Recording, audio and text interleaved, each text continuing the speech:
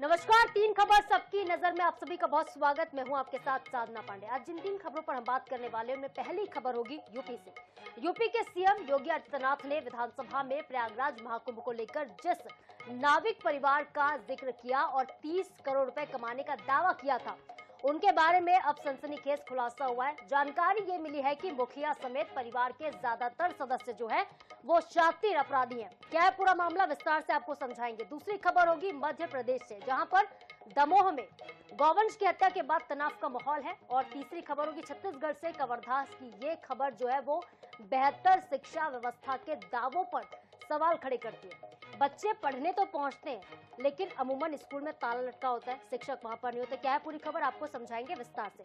शुरुआत करते हैं सबसे पहली खबर के साथ। नायक नहीं खलनायक है नाविक। ये नाम हमने इसलिए रखा है क्योंकि जो हम खबर आपको दिखाने वाले हैं, ये खबर वाकई आपको चौंका देगी।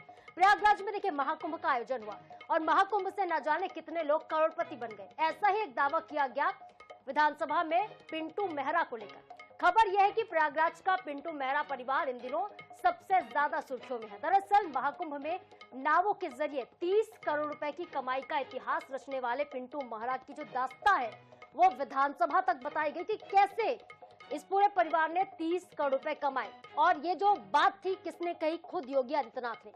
फिर क्या था, देश की निगाहें जो थी वो पिंटू मेहरा के परिवार पर जाकर टिक गई। लेकिन अब एक ऐसा खुलासा हुआ है जिसने सभी के पैरों तले जमीन खिसका दी है। दरअसल पिंटू मेहरा को जो सुर्खियां मिल रही हैं वो नैनी थाने का हिस्ट्री शीटर है। ये जो नाविक है जिसने 30 करोड़ रुपए कमाए हैं वो आदतन अपराधी है। इस पिंटू पर हत्या के प्रयास समेत कई संगीन धाराओं में 13 केस दर्ज है। एक दो नहीं बल्कि 13 केस इस पर है। पिंटू का पिता बच्चा मेहरा भी अपने अपराध जो बड़े अपराधियों में शुमार है। परिवार के कई सदस्यों पर गंभीर मुकदमे पहले से दर्ज हैं। और प्रयागराज के नैनी अरेल में रहने वाला ये जो दबंग परिवार है, मेहरा परिवार, वो आदतन अपराधी निकला है। इस मेहरा खानदान में नाव चलाना जो है वो मुख्य कारोबार है। नाव चलवाना दरअसल देखिए इनका मुख्य कारोबार है। परिवार में 100 से ज्यादा नावें हैं और हर नाव से करीब 7 से 10 लाख रुपए का कारोबार इस बार हुआ।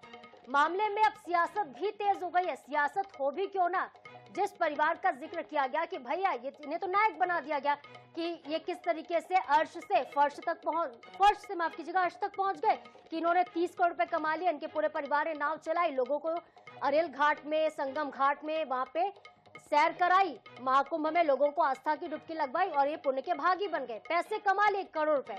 इनका जिक्र भी विधानसभा तक हो गया। लेकिन जब विपक्ष को मौका मिला और इनका इतिहास खंगाला गया तो ये पता चलता है कि इन पर हत्या समेत 13 मुकदमे दर्ज हैं। विवाह परिवार हुआ है क्योंकि अरेल में अधिकतर जितना ये साउथ वाला पूरा था, बॉम्बे, ये गुजरात, ये यही अरेल पार ही नहाया गया क्योंकि उस पार जाने का साधन नहीं था। तो अरेल पार भी बहुत अच्छा इनकम हुआ है, सभी लोगों का हुआ है, हम लोग का भी हुआ है, हमारे परिवार का भी हुआ है, सभी नाविकों का हुआ, सबने पैसा कमाया है। महाकुंभ में जहां नाविक परिवार ने 30 करोड़ रुपए से ज्यादा कमाए और इन दिनों चर्चा में है। महाकुंभ में महाप्रसाद नाविकों ने बताया, कहा जो सीएम योगी ने व्यवस्था की थी ऐसे में उन्हें 30 करोड़ रुपए से ज्यादा कमाए हैं और ये परिवार अब इन दिनों चर्चा में है। मगर ये परिवार कौन है, आइए हम आपको बताते हैं। क्योंकि सोशल मीडिया पर जो वीडियो वायरल हो रहे हैं और अब मैसेज वायरल हो रहे हैं, ये पिंटू मेहरा का जो परिवार है ये एक हिस्ट्री शीटर है जिसके ऊपर नैनी थाने में 12 से ज्यादा मुकदमे दर्ज है, जिसके ऊपर हत्या जैसे मामले दर्ज हैं। और बता दें, जहां इसकी चर्चा सत्र के दौरान सदन में भी हुई थी, जिसके बाद ये नाविक चर्चा में आया था। मगर अब जिस तरह से इसके ऊपर मामले दर्ज हैं, कहीं ना कहीं अब सवाल खड़े हो रहे हैं और ऐसे में अब राजनीति गर्मा गई है। वहीं कांग्रेस की नेत्री सुप्रिया ने भी इस पर सवाल खड़े करे हैं। उनका कहना है कि एक अपराधी की जब चर्चा सदन में हो रही है तो ये अपने आप में काफी शर्मिंदा करने वाली है और जो उनके सहयोगी हैं जिन्होंने इनका बखान कराया है उन पर भी कार्रवाई होनी चाहिए।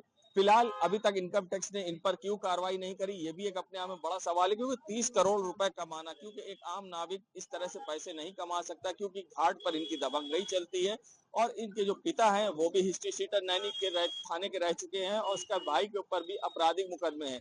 ऐसे में बड़े गंभीर आरोप के साथ अब मैसेज सोशल मीडिया पर वायरल हो रहे हैं। फिलहाल अब ये जांच का विषय है कि इन पर किस तरह से आगे कार्रवाई होगी। इनकम टैक्स ने अभी तक इन पर क्यों कार्रवाई नहीं करी, ये भी एक अपने आप में बड़ा सवाल है। मगर मुख्यमंत्री के संज्ञान में ये मामला पहुंच चुका है और ऐसे में बड़ी कार्रवाई हो सकती है, क्योंकि पिंटू मेहरा का जो परिवार है ये काफी दबंग है और हिस्ट्री शीटर है और इसके ऊपर काफी आपराधिक मुकदमे हैं और इन पर अब किस तरह की कार्रवाई होगी ये भी देखने वाली बात होगी। कुंभ जनपद से वीडियो जर्नलिस्ट सामू कुशवाहा के संग सैयद मोहम्मद आमिर, प्रयागराज।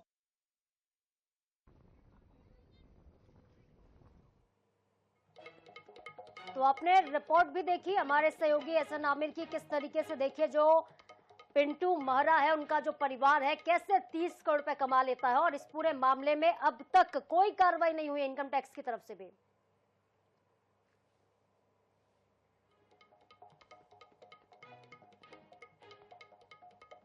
और हमारे साथ वरिष्ठ सहयोगी टीएन मिश्रा जुड़ गए इस खबर पर ज्यादा अपडेट लेकर। टीएन, पहले तो देखिए खूब वाहवाही हुई, कहानियां बताई जा रही विधानसभा तक कि किस तरीके से एक नाविक परिवार ने 30 करोड़ रुपए कमाए, लेकिन जब इसके पीछे का सच सामने आया तो लोगों के पैरों तले जमीन खिसक गई।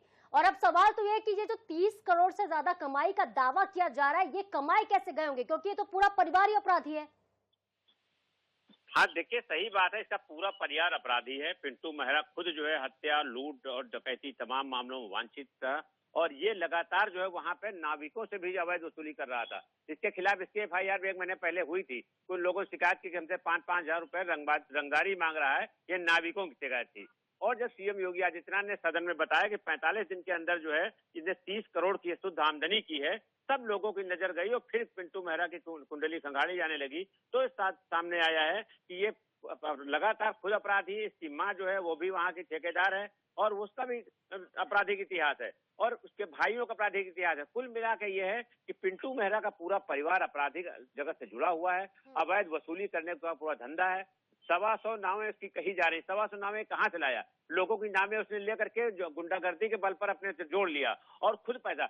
इतना ही नहीं किया, उसने सबसे ज्यादा पैसा श्रद्धालुओं से लूटा कि जो श्रद्धालु 175 रुपए या 200 रुपए में जो है नाव में जा सकते हैं, तो 2-2 हजार 3-3 हजार वसूले गए और जो नाव जो है 2000 और 1500 में होनी चाहिए उसके 10,000 15,000 वसूले गए।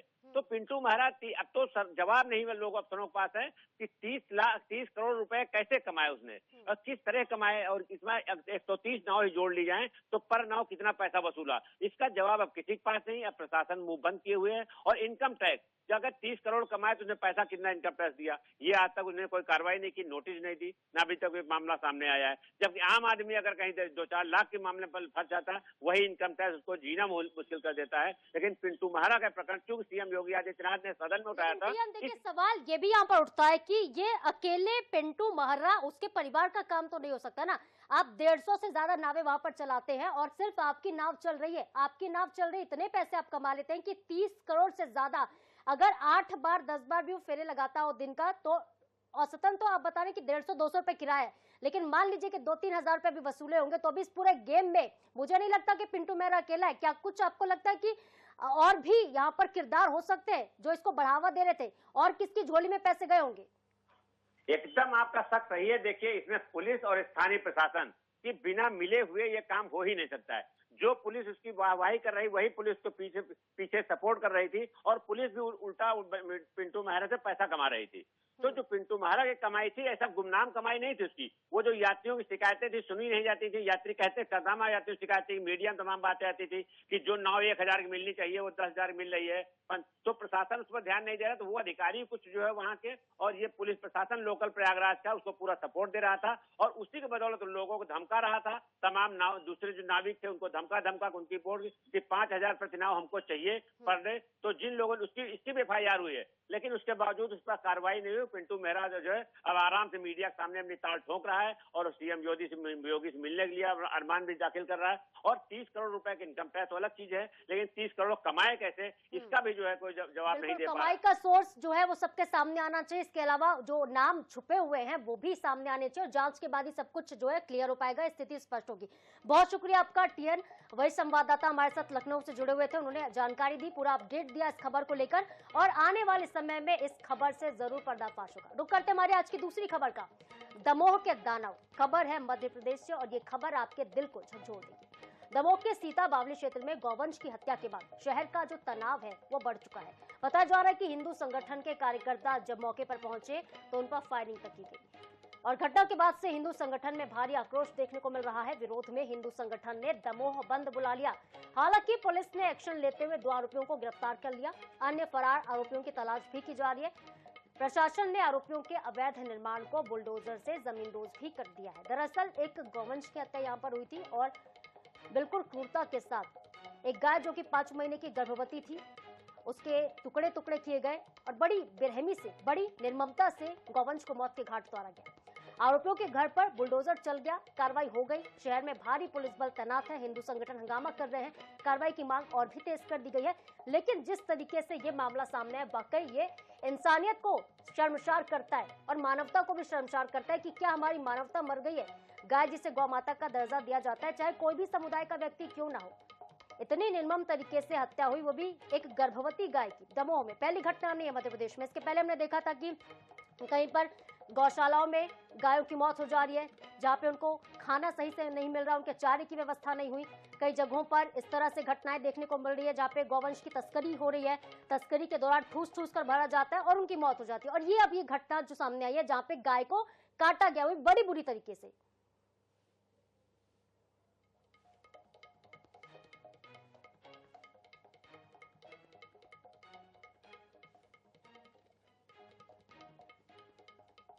और हमारे सहयोगी विजय श्रीवास्तव हमारे साथ जुड़ गए हैं दमोह से। विजय, जिस तरीके से ये घटना सामने आई है, मैं तो कहूंगी ये घटना, ये वारदात नहीं बल्कि जघन्य अपराध है।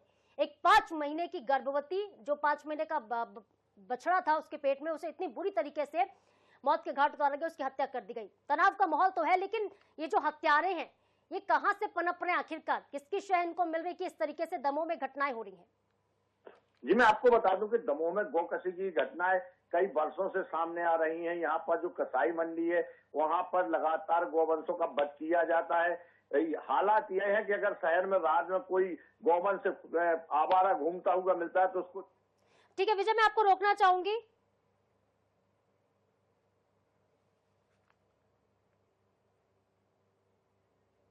तो देखिए दमोह में किस तरीके से घटना हुई। दमोह बंद का ऐलान हुआ है, कार्यकर्ताओं ने बंद बुलाया, आरोपियों के घर पर बुलडोजर भी चलाया गया है और तस्वीरें भी आपको हम दिखा रहे हैं किस तरीके से बुलडोजर चला। आरोपियों के घर पर 2 आरोपी गिरफ्तार हुए, लेकिन जो फरार है उनकी गिरफ्तारी अब तक नहीं हो पाई है। जो घटना सामने हमारे सहयोगी बता रहे थे कि ये पहली दफा नहीं है, न सिर्फ मध्य प्रदेश में दमोह में, बल्कि देखिए लगातार देश भर में ऐसी घटनाएं देखने को मिली है जो लोगों के दिल को झकझोर देती हैं और हमारे मन को गुस्से से भर देती हैं कि भला देखिए गौ माता के साथ ऐसा दुर्व्यवहार, ऐसी घटना कोई कैसे कर सकता है। माँ का दर्जा अगर आपने दिया है गाय को, माँ का दर्जा देने से क्या सिर्फ इज्जत हो जाती है, रिस्पेक्ट हो जाती है गौ माता की? ऐसा तो नहीं है। ये दिखता क्यों नहीं है? ये सड़कों में, ये शहरों में क्यों नहीं दिखाई देता है? वो जो गौवंश घूम रहे हैं सड़कों में, उनकी रखवाली भला कौन करेगा? ये जो गौवंश है जिनकी तस्करी हो रही है, इनकी रक्षा भला कौन करेगा? हालांकि दमोह में जब घटना सामने आई तो 2 आरोपी गिरफ्तार किए गए। पुलिस ने तत्परता दिखाई, प्रशासन ने इस पर बुलडोजर वाला एक्शन भी ले लिया। आरोपियों के घर पर बुलडोजर तो चल गया, लेकिन सवाल अब भी जस का तस और बरकरार है कि आखिरकार ये घटनाएं कब तक होती रहेंगी। क्या सिर्फ आरोपियों के घर पर बुलडोजर चला देने से इंसाफ मिल जाएगा, न्याय हो जाएगा, या फिर आवश्यकता है देश में वाकई एक बदलाव की, एक कठोर कानून की?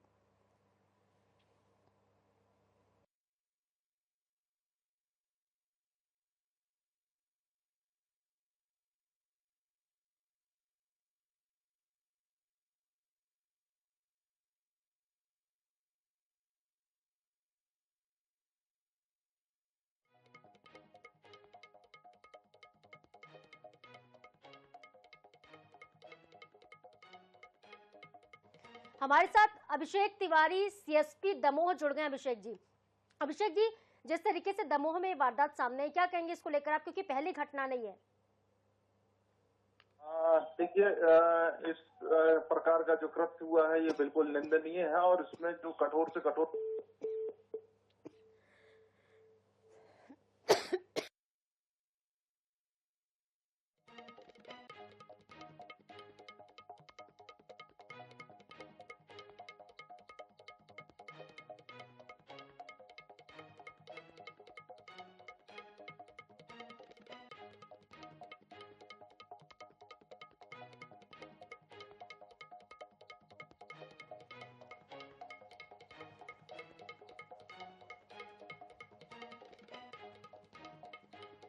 तो देखिए हमारे साथ जो दमोह के सीएसपी हैं वो जुड़े हुए थे, अभिषेक तिवारी। उन्होंने जानकारी देने की कोशिश की लेकिन तकनीकी खामियों के चलते उनसे बात नहीं हो पाई। लेकिन वो कह रहे हैं कि देखिए ये वाकई जघन्य अपराध है। कार्यकर्ताओं ने बंद का आह्वान किया, कार्यकर्ताओं ने यहाँ पे स्वतः संज्ञान लिया और इस तरीके से अपराधियों को पकड़ा वहां पर। लेकिन पुलिस का क्या काम होना चाहिए ये भी बेहद आवश्यक हो जाता है, क्योंकि पुलिस का काम है सुरक्षा करना। और अगर दमोह में इस तरह की घटनाएं हो रही हैं और खुलेआम एक 5 माह की गर्भवती गाय को टुकड़ों में काट दिया जा रहा हो जिस जगह पर, जिस जिले में, वहां पर तो पुलिस की जिम्मेदारी और ज्यादा बढ़ जाती है। इसलिए भी बढ़ जाती क्योंकि जो विशेष समुदाय के लोग हैं वो इस तरह से कृत्य कर रहे हैं। पुलिस कार्रवाई का दावा कर रही है, लेकिन सवाल तो यह कि अगर कार्रवाई हो रही है तो फिर बदमाशों में, अपराधियों में खौफ क्यों नहीं है। हालांकि फिलहाल जो तस्वीरें आप देख रहे हैं ये तस्वीरें शहर बंद की हैं। पूरे शहर में इस वक्त तनाव की स्थिति है। इस एक घटना ने, गौवंश की हत्या ने पूरे जिले को झकझोर कर रख दिया है। और बड़ी बात तो है कि हिंदू संगठन पर फायरिंग भी की गई है। जो आरोपी वहां पर गौवंश की हत्या कर रहे थे वो उल्टा वहां पे भागने के बजाय फायरिंग कर रहे हैं। एक तो अपराध कर रहे हैं और उस पर दूसरा अपराध कर रहे हैं फायरिंग करके। जो वहां पे पहुंच रहे हैं गायों को बचाने के लिए, जो उनकी सुरक्षा का जिम्मा उठा रहे हैं, उन लोगों पर भी फायरिंग की जा रही है, उन लोगों पर भी हमला किया जा रहा है। तो दमोह की ये खबर वाकई न सिर्फ मानवता को झकझोरने वाली बल्कि इंसानियत को शर्मसार करने वाली खबर। 2 आरोपी गिरफ्तार तो हो गए, लेकिन जो आरोपी फरार है उनका क्या, उनकी गिरफ्तारी कब तक होगी, इसका दायित्व किसका बनता है, ये दायित्व किसका है, ये दायित्व है पुलिस का। पुलिस को कार्रवाई करनी होगी, पुलिस को गिरफ्तारियां करनी भी होगी। और जिस तरीके से हिंदू संगठन ने विरोध जताया उसके बाद बुलडोजर चला है, ये प्रशासन ने कार्रवाई अपनी तरफ से कर ली है, पुलिस ने भी अपनी तरफ से कार्रवाई कर ली है। लेकिन एक ऐसी कार्रवाई होनी चाहिए जो नजीर बन जाए कि अपराधी कांपे। और रुक करते हमारी आज की तीसरी खबर का, लटकता ताला, ऐसी भी पाठशाला। एक ऐसा स्कूल आपको दिखाते हैं, स्कूल भी है, मतलब बिल्डिंग बड़ी अच्छी है, वहां पे बच्चे भी आते हैं, लेकिन पढ़ाने के लिए कोई नहीं आता है। कवर्धा से खबर, कवर्धा की ये जो खबर है वो बेहतर शिक्षा व्यवस्था के दावों पर सवाल खड़े करती है। हम आपको दिखा रहे हैं मुख्यालय से 50 किलोमीटर दूर अमेरा हायर सेकेंडरी स्कूल की ये हालत, जहां पर बच्चे पढ़ने के लिए पहुंचते हैं तो उन्हें अमूमन ताला लटका हुआ मिलता है। कागजों पर यहाँ पर 4 शिक्षक जो है वो नियुक्त हैं। कागजों पर इसलिए कि एक टीचर साल भर से छुट्टी पर है, तो 2 अन्य शिक्षक जो है वो 23 जनवरी से छुट्टी पर है।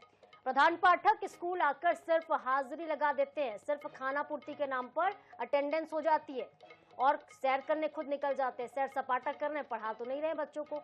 छात्र और अभिभावकों के हंगामा मचाने के बाद अब जनप्रतिनिधि और अधिकारी व्यवस्था में सुधार का भरोसा दिला रहे हैं। हालांकि सवाल तो ये है और जिसका तर्स है कि आखिर ऐसी हालत में देश का भविष्य भला कैसे संवरेगा।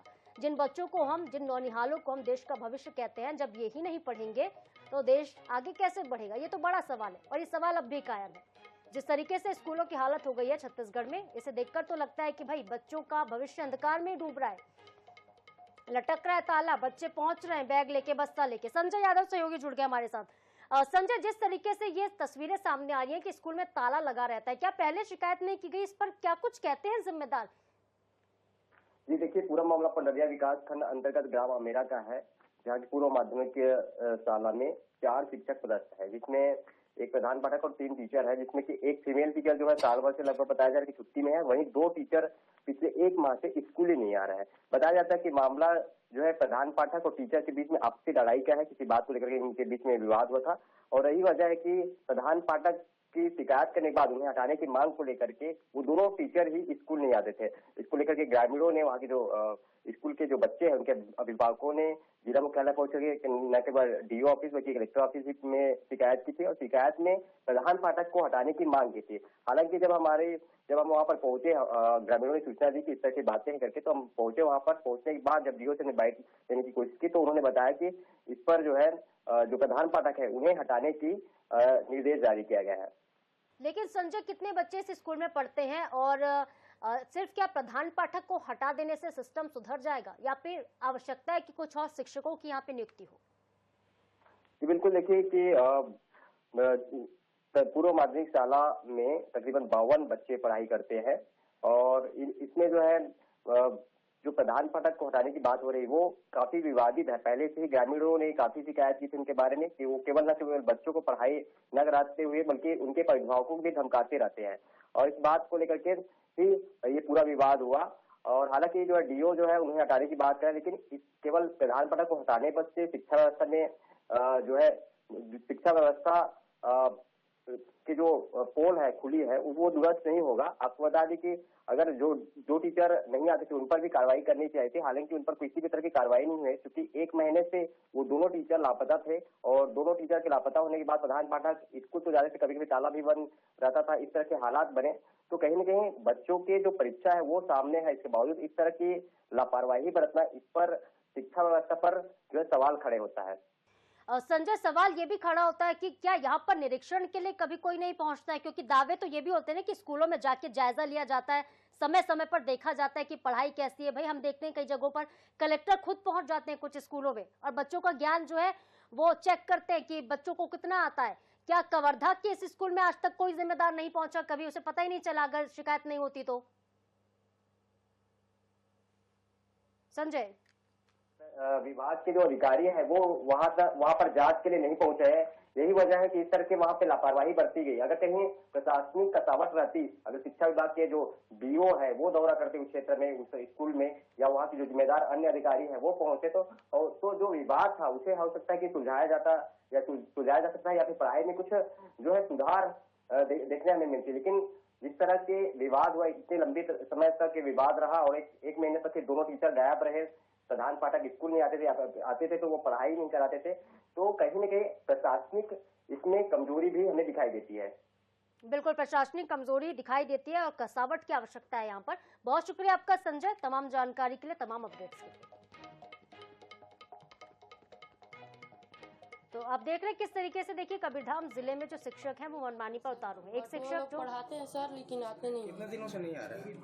1-2 महीने से, और मैडम बहुत दिन से नहीं आ रहे हैं। छुट्टी में है? यस। अच्छा ये बताओ क्यों यहाँ पर नहीं आ रहे शिक्षक, कुछ पता है क्या? ये सर के साथ झगड़ा हो गया था। तो पढ़ाई होते है स्कूल में? नहीं होते हैं। ऐसा कोई बात नहीं है सर, मारपीट नहीं हुआ है, वो लोग भी थाना पहले दिए है, जबकि थाना का लायक केस नहीं था। शाम को अंधेरा हो गया था 23 तारीख को, तो मेरे को पता चला तो मैं भी जाके अपने बचाव के लिए फिर थाना में दिया। और इस बीच बड़ी खबर आ रही है भोपाल से, नेता प्रतिपक्ष उमंग सिंगार की बढ़ सकती है मुश्किलें।